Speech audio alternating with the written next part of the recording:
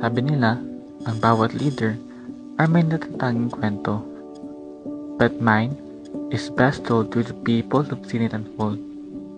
Ako si Tam, at ito ang aking kwento. Tam is someone I know who leaves his mark on people. And I have known him since we were in high school because together we were in the Supreme Student Government and also in the Boy Scouts of the Philippines. I've known Jonathan since he was in high school and have joined him in some of his community projects. I'm always amazed by his passion to serve, and he never stops finding ways to help others. Doon ko unang natutunan na ang pamumuno hindi tungkol sa posisyon, kundi sa presensya, sa pagdamay, sa pagkikinig, sa paglingkod. Simula pa lang nung nakilala ko si Jonathan, kitang-kita ko na yung growth niya. Grabe, exponential talaga. We've worked together in so many projects sa NEGOP, Aklan, and Cebu.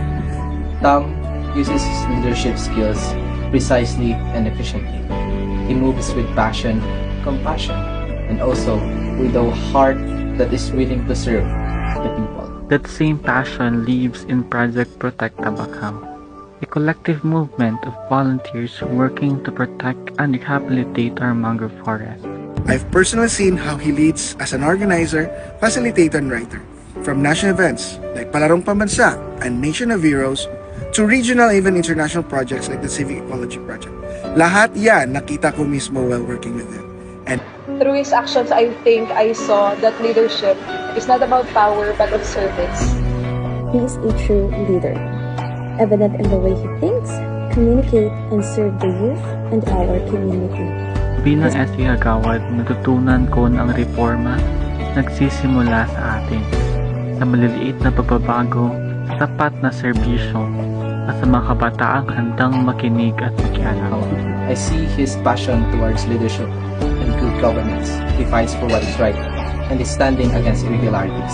kahit ngayon na nasa abroad na ako, I'm still amazed how he continues to plan, guide, and work with us like we're still together. That fight for integrity inspired the creation of the Good Governance Hub in Cali, a space for transparency, innovation, and accountability grow together. Jonathan's heart for good governance reminds me that true leadership begins with compassion, honesty, and the will to make a difference. Every page of this journey isn't just mine, it's ours. Because when leadership is shared, it becomes a story worth retelling, one that begins and ends with service.